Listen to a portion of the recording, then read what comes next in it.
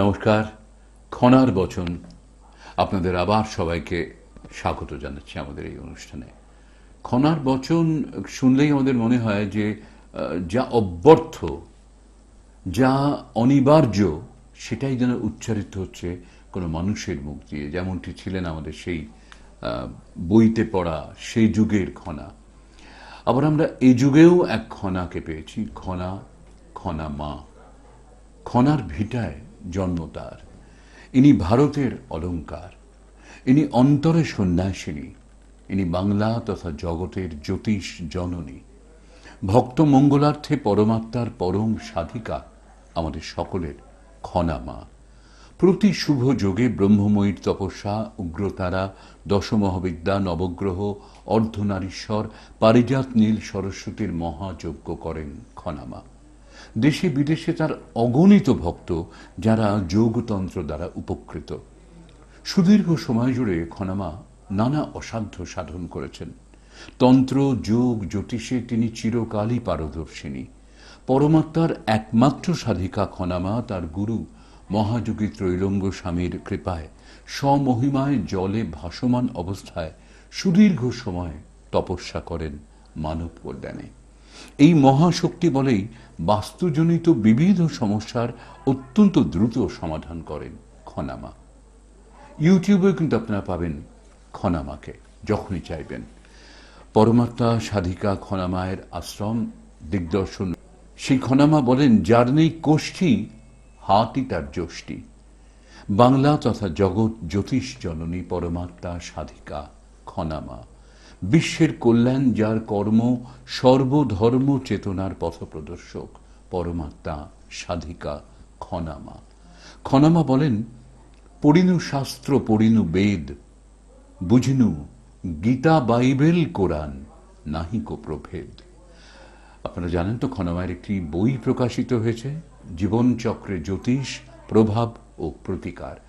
যারা সরাসরি যোগাযোগ করতে পারছেন না বা ফোনেও পাচ্ছেন না, তারা কিন্তু ওই বইটি সংগ্রহ করে যদি পড়েন, দেখবেন পাতায় পাতায় সমস্যারও উল্লেখ আছে, সমাধানও রয়েছে। অবশ্য আজকে আমাদের এই খনার বচন অনুষ্ঠানে বই পড়া নয়, সরাসরি আমাদের কাছে খনামা। আমি চলে এলাম তোমাদের জন্য প্রাণ ভরা ভালোবাসা নিয়ে আমার এখানে চলে আসা। উদ্দেশ্য একটাই, জেনে রাখো সবাই, আমরা সবাই মিলে ভালো থাকতে চাই সর্বদাই। এই সবাই মিলে ভালো থাকা, সর্বদাই ভালো থাকা, তার জন্য বিভিন্ন দিক আছে। সেই দিক দেখে নিতে হয়, খুঁজে নিতে হয়, বুঝে নিতে হয়। শুধু হাত দেখানো, শুধু জ্যোতিষ চর্চা করা সব কথা নয়। কারণ আমার কাছে যখন মানুষ আসে, নিজের জীবনটাকে নিয়ে যখন চলে আসে, এসে বলে, মাগো আমার সন্তানটাকে তোমার উপর সমর্পণ করে দিলাম, তোমার চরণে ছেড়ে দিলাম। মা, আমি আমার জীবনটাকে মা তোমার উপর ছেড়ে দিলাম। দেখো না মা, আমার না বিবাহ হচ্ছে না, কিংবা আমার চাকরি হচ্ছে না, কিংবা সংসারে শান্তি হচ্ছে না। এক একটি মানুষের এক একটি দিক থাকে, এক একটি মানুষের এক এক রকমের সমস্যা থাকে। আমাদের কাজ হলো সেই সমস্যার সমাধান করা। আমি সেই মতো করি ব্রত, যাতে রাখতে পারি তোমাদের সকলকে ঠিক মতো। সেই কারণেই সাধনা, সেই কারণেই গণনা, সেই কারণেই উপাসনা, সেই কারণেই তোমাদেরকে ভালোবাসা দেওয়া। এই ভালোবাসা দেয়া ভীষণ প্রয়োজন।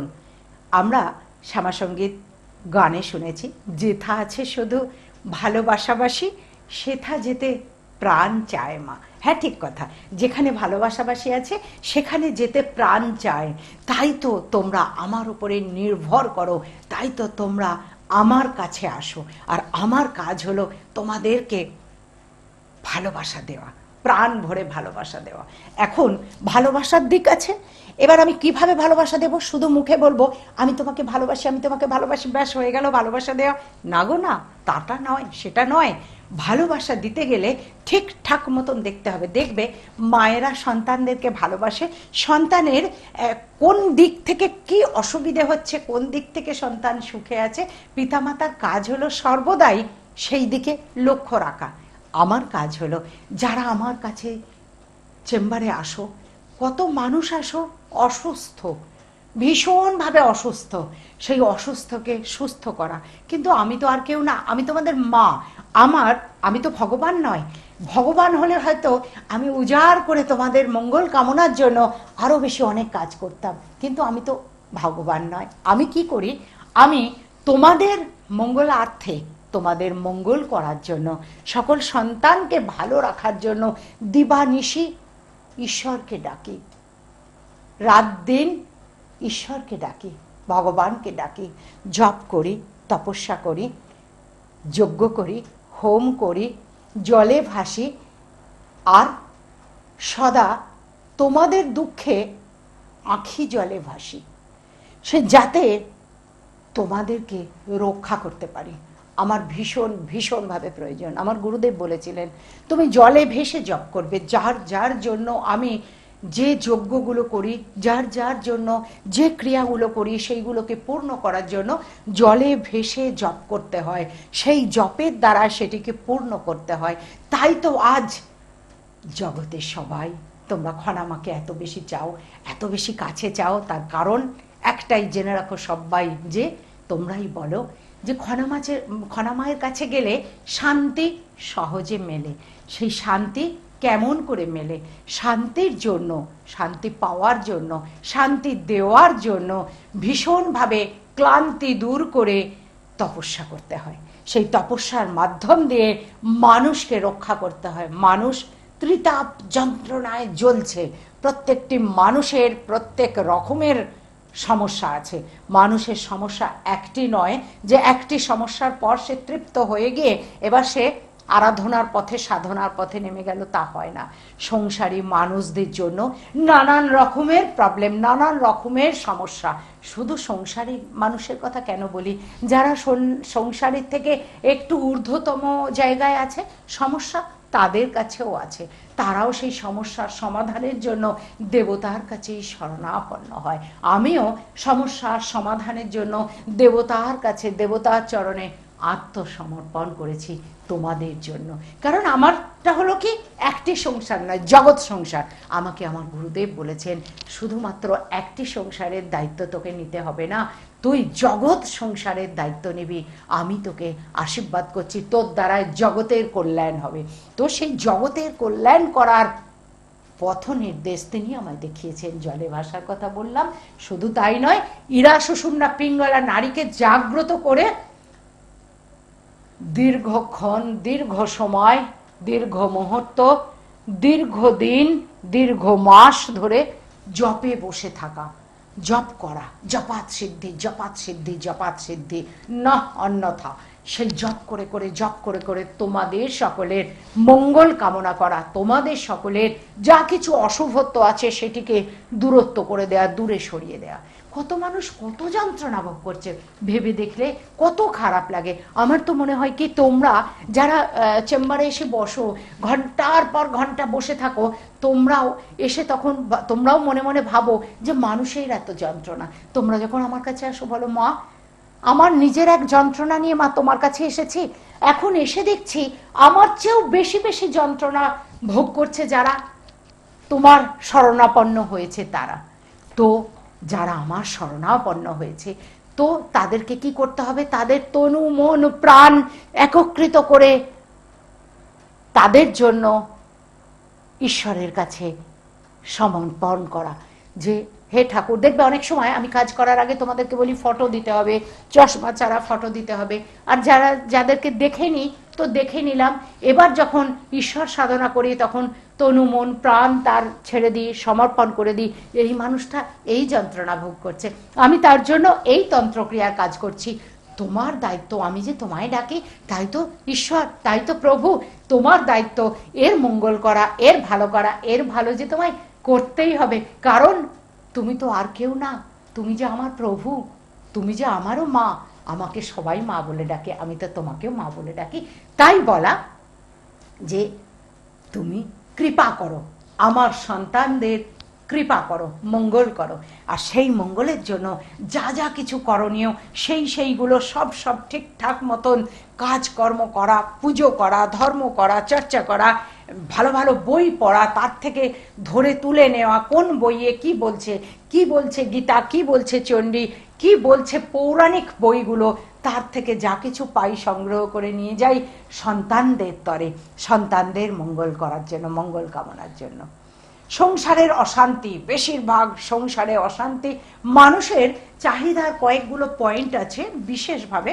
মানুষ তো ত্রিতাপ জ্বালায় জ্বলছে, তো তাদের মধ্যে চাহিদা সব থেকে বেশি হলো আর্থিক উন্নতি, দ্বিতীয় হলো সাংসারিক শান্তি, তারপরেরটাই হচ্ছে আরোগ্য লাভ, রোগ থেকে, রোগের যন্ত্রণার থেকে মুক্তি, তারপরেরটাই হচ্ছে শত্রুর থেকে মুক্তি, শত্রুর যন্ত্রণার থেকে মুক্তি, তারপরেই হচ্ছে জীবনে উন্নতি, বিদ্যা লাভ, চাকরি লাভ এবং জীবনে উন্নতি, বিবাহিত জীবনে শান্তি, উন্নতি, সন্তান পাওয়া, সেই সন্তানকে সুন্দরভাবে মানুষ করা। তো চাহিদা একটার পর একটা, একটার পর একটা, একটার পর একটা প্রয়োজনীয়তা। এই যে এগুলোকে আমি চাহিদা বলি না, এগুলোকে আমি বলি প্রয়োজনীয়তা। চাহিদা হলো, চাহিদাকে সম্বরণ করতে হয়, চাহিদার শেষ নেই, প্রয়োজনের সমাপ্ত আছে। সেই প্রয়োজনটাকে ঠিকঠাক মতন করা বিশেষ প্রয়োজন। অর্থাৎ আমার এটা এখন প্রয়োজন। একটি শিশুর যেমন একদম শিশুকালে পোলিও খাওয়ানো প্রয়োজন, সেটা কিন্তু একটা লিমিটেড আছে, সারা জীবন নয়, 5 বছর বয়স পর্যন্ত। তারপরে সেই শিশুটির পড়াশোনা 2.5 বছর বয়স থেকে পড়াশোনা, সেই পড়াশোনা চলতে চলতে হায়ার স্টাডি, পড়াশোনার মধ্যে বাধা আসে, শরীর খারাপ হয়ে যায়, অসুস্থ হয়ে যায়, অন্যমনস্ক হয়ে যায়, পথভ্রষ্ট হয়ে যায়, দিকভ্রষ্ট হয়ে যায়, সেইগুলোকে তার রক্ষা করা। দুঃখ লাগে তাদের জন্য যারা পড়াশোনায় খুবই ভালো ছেলে মেয়েরা, কিন্তু হঠাৎ পিতৃবিয়োগ, মাতৃবিয়োগ, সাংসারিক অশান্তি, স্থান পরিবর্তন, বাসস্থান পরিবর্তন ইত্যাদি কারণে যাদের পড়ার খুব বাধা হয়, তাদের জন্য আমার প্রাণ সর্বদাই কাঁদে। আমি তাদের জন্য ভীষণভাবে ঠাকুরকে ডাকি। আর তাদের জন্য আমাকে ক্রিয়া করতে হয়, অনেক বেশি বেগ পেতে হয়। যারা পড়াশোনা করছো কিন্তু করতে করতে একটি বন্ধুর পাল্লায় পড়লে, একটি বান্ধবীর পাল্লায় পড়লে, নারী হলে একটি বন্ধুর পাল্লায় পড়লে, অন্য মনস্ক হয়ে গেলে, রাগ জেদ বেড়ে গেল, তোমাদের পিতামাতা তোমাদের জন্য চিন্তা করছে, কেঁদে কেঁদে বলছে একটি ইয়ার যদি নষ্ট হয় কত টাকা খরচা, একটি ইয়ার যদি নষ্ট হয়, একটি বছর নষ্ট হলে সেই সন্তানটার একটি বছর চলে গেল, মানে জীবন থেকে অনেকটাই গরমিল হয়ে গেল। তাই মা তোমার কাছে এসেছি, তুমি মা রক্ষা করে দাও। আমি নীল সরস্বতী, পারিজাত সরস্বতী, নীল সরস্বতী, পুটুলি সব রকম ক্রিয়া করে, কাজ করে তোমাদেরকে সেখান থেকে পরিত্রাণ করে দিই। আমাকে তার জন্য বেগ পেতে হয়, অনেকগুলো গ্রহের প্রতিকার করতে হয়, কিন্তু করে দিই। কেন করে দিই? তোমাদের জীবনটাকে গড়ে দিই। শুধু আমি কাজ করে দিই না, তৎসহ তোমাদের জীবনটাকে গড়ে দিই। প্রত্যেকটি অমাবস্যা ধরে ধরে কাজ করি। এমন এক একটা অমাবস্যা যায় না যে অমাবস্যায় কারোর না কারোর কাজ ছাড়া চললো। কখনো জপের দ্বারায় কাজ, কখনো পুজোর দ্বারায় কাজ, কখনো হোমযজ্ঞের দ্বারায় কাজ, কখনো শ্মশান ক্রিয়ার দ্বারায় কাজ, কখনো বিভিন্ন রকমের তপস্যা, যোগ ক্রিয়া, তন্ত্র, যোগ, জ্যোতিষ। তোমরাই আমাকে বলো মাগো, তোমাকেই বলতে হয় তন্ত্র, যোগ, জ্যোতিষে যিনি চিরদিনই পারদর্শিনী।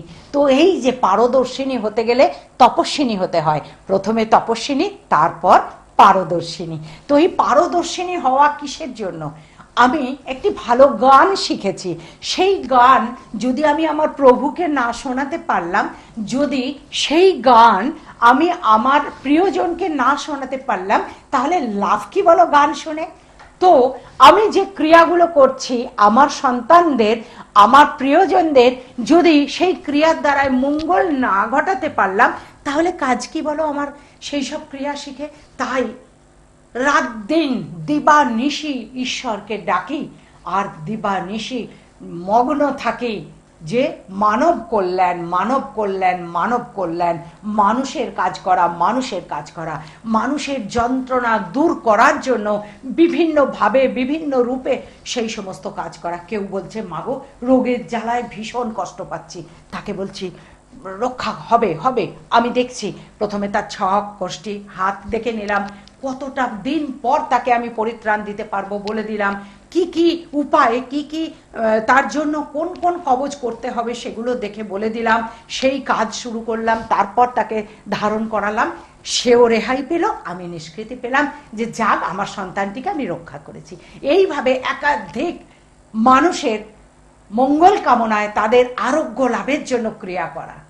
যে সমস্ত ছেলে মেয়েদের পড়াশোনা হচ্ছে না তাদের বিদ্যা বুদ্ধি অর্জনের জন্য ক্রিয়া করা, যে সমস্ত সংসারে শান্তি ভঙ্গ হয়ে রয়েছে, কোনোভাবে শান্তি আসছে না, কোনোভাবে তারা শান্তি পাচ্ছে না, তাদের শান্তি দেওয়ার জন্য, সংসারের কল্যাণের জন্য, সংসারের মঙ্গলের জন্য কি করা উচিত, কি করা দরকার সেইগুলো করা, তন্ত্রক্রিয়ার কাজ করে দিয়ে কিভাবে তাদের সংসারের মঙ্গল হবে, কিভাবে তাদের সংসারের কল্যাণ হবে সেইগুলো করে দেয়া। স্বামী স্ত্রীতে মিল নেই, শ্বশুর শাশুড়ির সাথে মিল নেই, সেইগুলোকে ঠিক করে দেয়া মানব কল্যাণের জন্য। তোমরা তো জানো এই মাকে, আজকে নয় বহু বছর থেকে দেখছো মা কোনো কারোর ক্ষতি করার কাজ করে না, কিন্তু দুর্গতিটাকে দূর করে দেওয়ার কাজ করে, যাতে দুর্গতি দূর হয়ে গেলে তোমরা অতি সহজেই শান্তিতে সংসার করতে পারো। তোমাদের শান্তিতে সংসার করানো আমার কাজ, কারণ এই ধরাধামে, এই পৃথিবীতে আমি যতদিন বসবাস করব, এই ধরাধামে, এই পৃথিবীতে যতদিন আমি শ্বাস প্রশ্বাস নেব, ততদিন যেন তোমাদের মঙ্গল কামনায়, তোমাদের কল্যাণ কামনায় আমার কাজ, এছাড়া আমার অন্য কোনো কাজ নেই। তাই সেই কারণেই যাদের গৃহহীন, গৃহ নেই, বাড়ি নেই, বা এমন জায়গায় বাড়ি আছে খুব কষ্টে আছো, বা বাড়ি ভাগ করা নিয়ে খুব যন্ত্রণা ভোগ করছো, গৃহ ভাগ করতে পারছো না, কিছুতেই হচ্ছে না, সেই সব দায়িত্ব, বাস্তুতে ভীষণভাবে দোষ রয়েছে, সেই বাস্তু ক্রিয়া করে দিয়া এবং সেখান থেকে বাস্তুর শান্তি হলেই বাস্তব শান্তি হয়ে যায়, সেই জন্য বাস্তুর ক্রিয়া করা, এই সব মিলিয়ে তোমাদের জীবনটাকে পূর্ণতায় ভরিয়ে তোলাটাই। একটু আপনাদের বলে দিই আমাদের এই অনুষ্ঠানে ছাড়া আর কোথায় কোথায় আপনারা সরাসরি চেম্বারে খনামাকে পাবেন। বারাসাতের যশোর রোডে হাটখোলা মোড়ে পুরনো শিব মন্দিরের কাছে বিবেকানন্দ অ্যাপার্টমেন্টের 3 তলায়। প্রত্যেক শুক্রবার বনহুগলি পেট্রোল পাম্প স্টপেজে অর্থোপেডিক হসপিটালের সামনে 28 নম্বর ঋষি অরবিন্দ সরণিতে পাবেন খনামাকে। প্রত্যেক শনিবার পাবেন ঢাকুরিয়ায় 5 নম্বর কালীবাড়ি লেনে, ঠিক ঢাকুরিয়া কালী মন্দিরের কাছেই। ফোনে যোগাযোগ করতে চান তারা ফোন করবেন 9831058429 এই নাম্বারে, বিশেষ করে এই দূরবর্তী এলাকাগুলো থেকে। আর কাছাকাছি যারা আছেন তাদের ফোনের নাম্বার হচ্ছে 9831070429 এই নাম্বারে। মা সম্পর্কে বলতে গেলে আবারও সেই যা বারবার বলি, আবারও পুনরুক্তি করতে হয়, আমরা ছিলাম, আছি, থাকবো যতদিন খনামাকে স্মরণে রাখবো। কিন্তু সময় বলছে আর সময় নেই, সেই কারণে আমাকে এবার বিদায় নিতে হবে। সেই বিদায় নেওয়ার আগে প্রাণের কথা বলে যাব আমি চলে, তার কারণ সময় আমায় দিচ্ছে বলে এখন আমায় যেতে হবে চলে। বহু আশা নিয়ে আমি এলাম এই পৃথিবীতে, মানুষের মাঝে ভগবান আছে সেটি খুঁজে নিতে। তোমাদের সকলের চৈতন্য হোক, তোমাদের সকলের মঙ্গল হোক, মঙ্গলময় ঈশ্বর সদাই তোমাদের সঙ্গে থাকুন। তোমরা সকলে অনেক ভালো থাকো, অনেক ভালো থাকো, অনেক ভালো থাকো।